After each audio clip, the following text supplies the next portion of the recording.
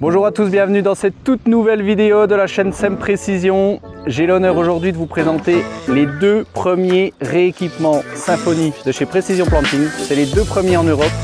On l'avait annoncé discrètement dans la précédente vidéo.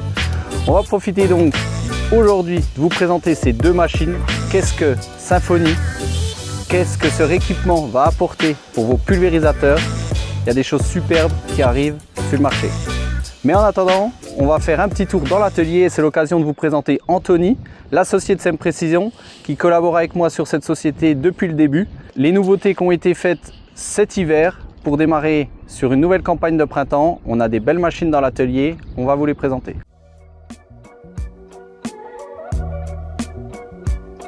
Bonjour à tous, donc je me présente, c'est un réel plaisir de pouvoir faire cette première vidéo avec vous. Je suis Anthony, je suis l'associé à Valentin et donc on va vous présenter dans l'atelier ce qu'on a préparé cet hiver pour nos clients. Donc voici les deux semoirs qu'on a préparés pour cet hiver, donc deux semoirs Monosem 6 rangs. Les deux, c'est des semoirs qu'on a fait rapatrier directement chez nous dans l'atelier à Novillars, justement pour pouvoir préparer calmement en hiver.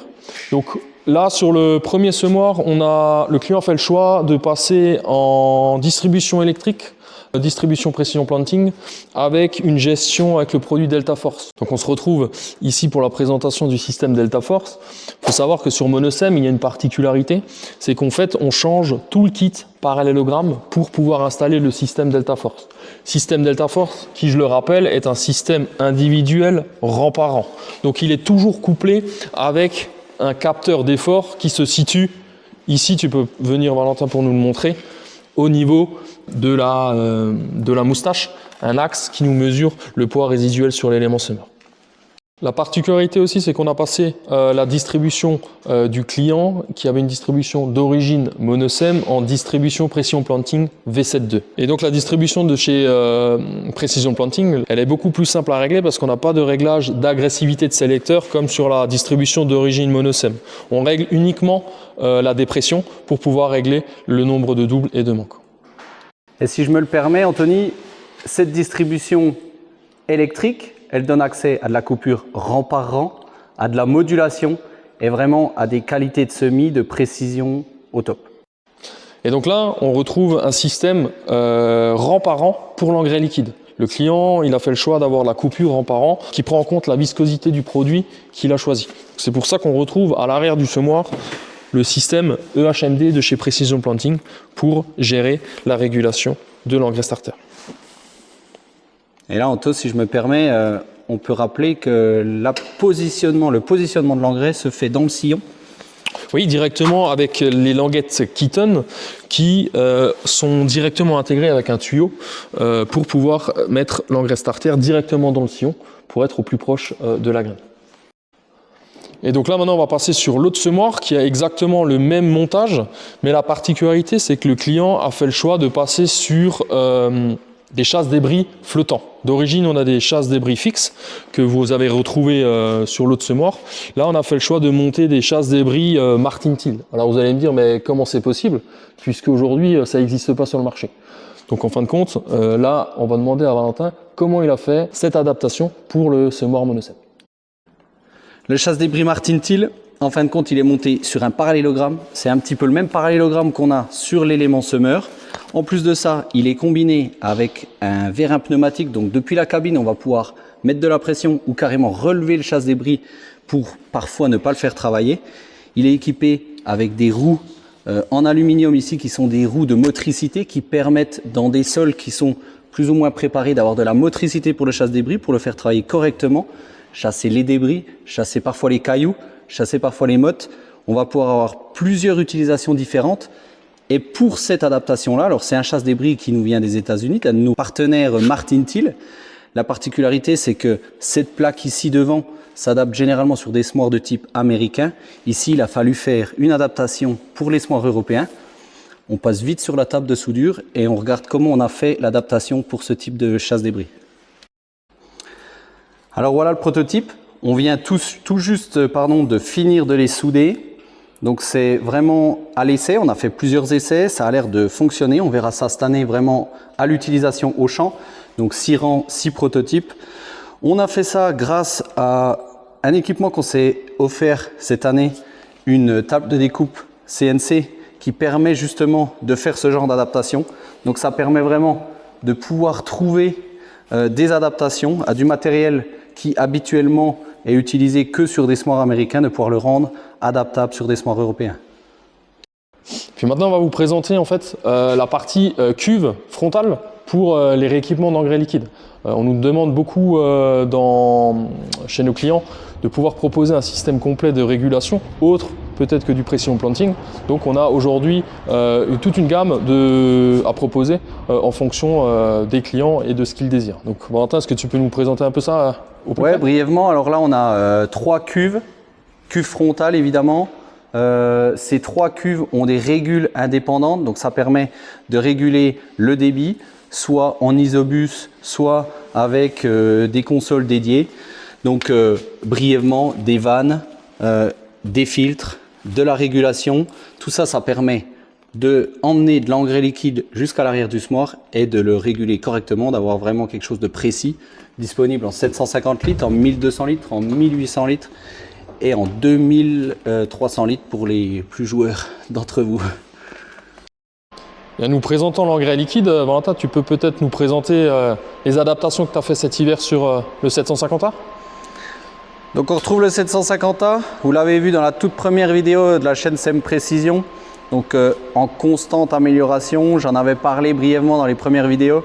On a découvert l'engrais liquide il y a quelques temps sur le smoir à maïs, on a eu vraiment des résultats satisfaisants, une facilité, un positionnement dans la ligne de semis parfait grâce aux languettes.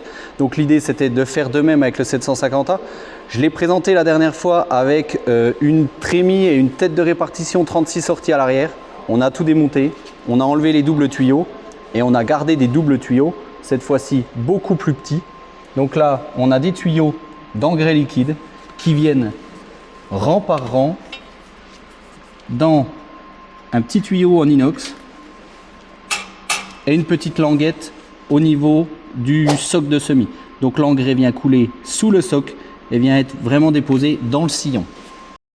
Alors en plus de ça, on va avoir donc une cuve frontale à l'avant pour emmener de l'engrais liquide de l'avant du tracteur à l'arrière dans tous les rangs.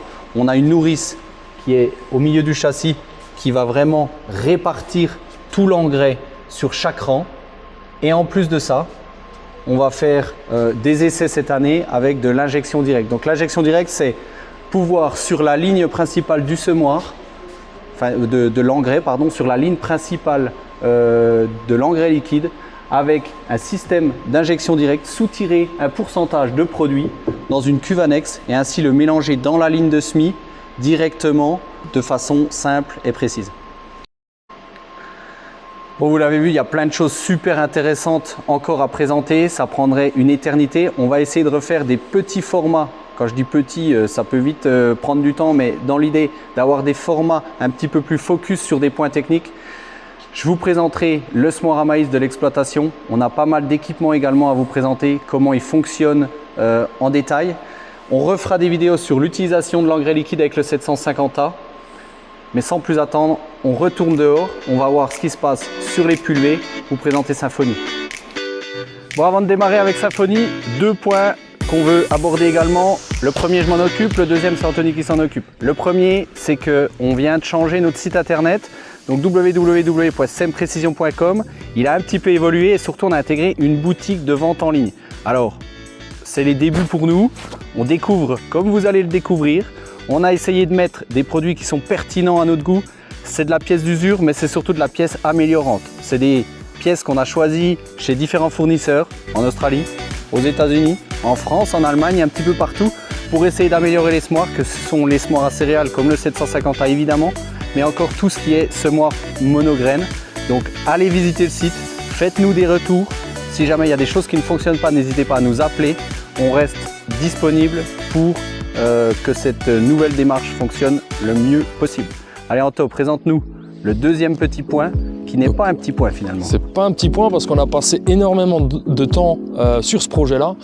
Comme vous le savez, on fait des projets sur mesure en fonction de vos cahiers des charges. Et aujourd'hui, on a le plaisir vraiment de vous présenter. Vous avez déjà pu le voir sur une de nos vidéos sur YouTube rapidement, d'un châssis, d'un semoir complet Precision Planting, où on a fait le choix de proposer un châssis à interrang variable. Donc on va de 40 cm d'écartement jusqu'à 80 cm d'écartement. On a plus de 11 écartements de possibles sur ce semoir.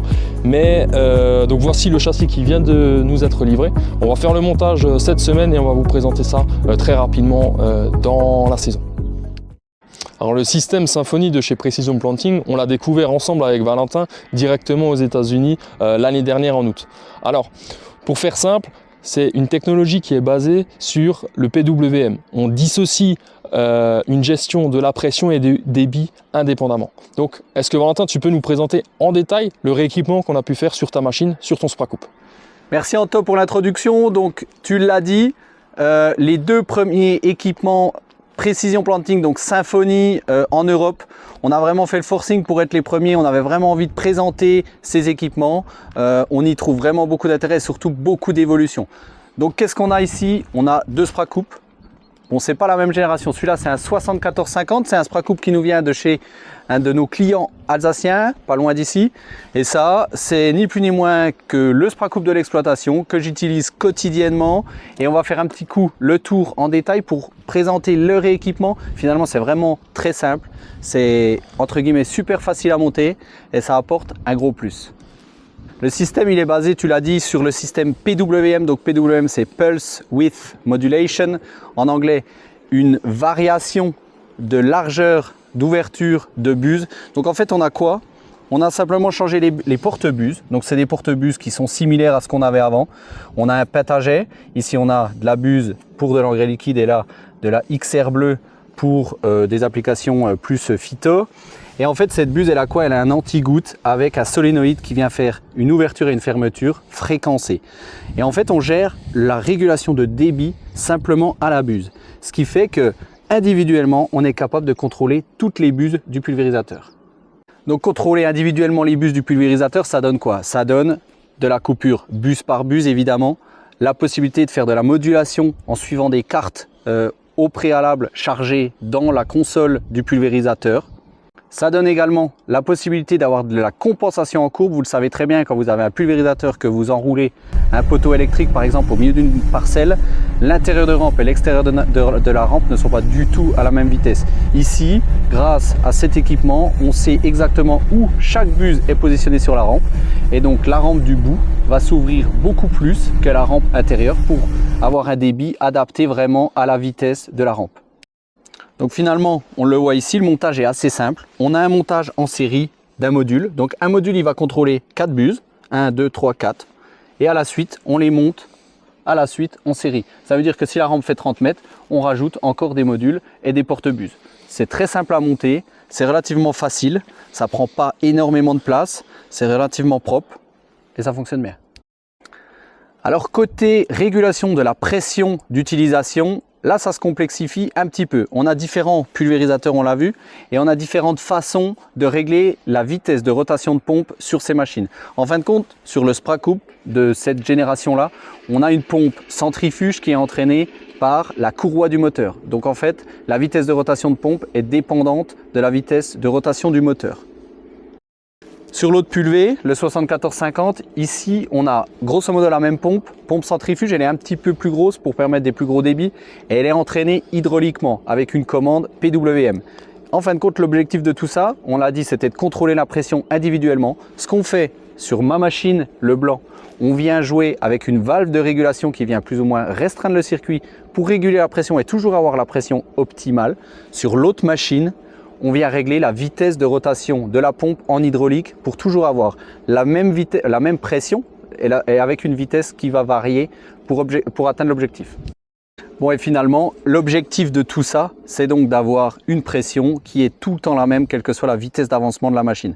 Alors, au champ, qu'est-ce que ça donne? Habituellement, avec un pulvérisateur normal, on se retrouve avec des vitesses de démarrage dans les bouts de parcelles qui sont parfois lentes.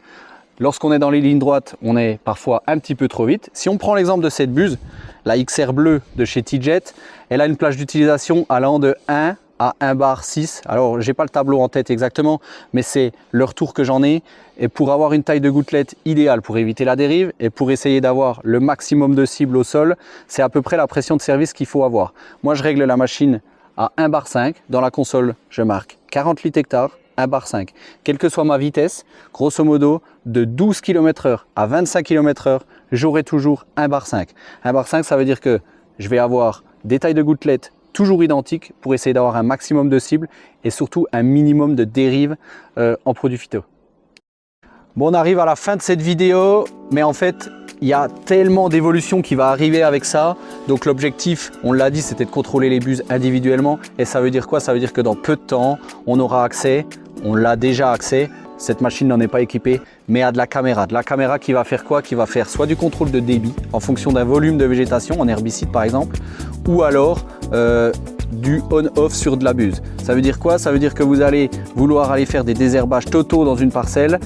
En fin de compte, il n'y a que quelques taches de régras ou de kénopode ou je ne sais quoi qui s'est développé dans la parcelle. Vous allez avoir des caméras qui se montent sur la rampe du pulvérisateur pour détecter une adventice, ouvrir et fermer en fonction de l'adventice.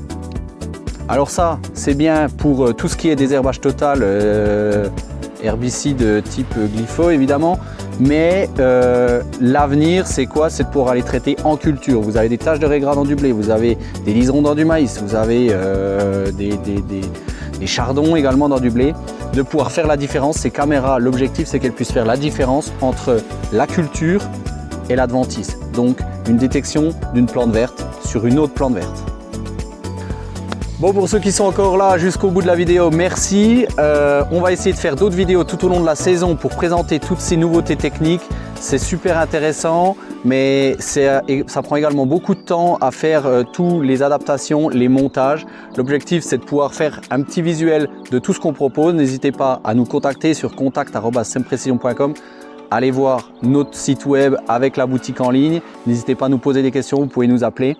Et on se dit à la prochaine sur Sem Précision.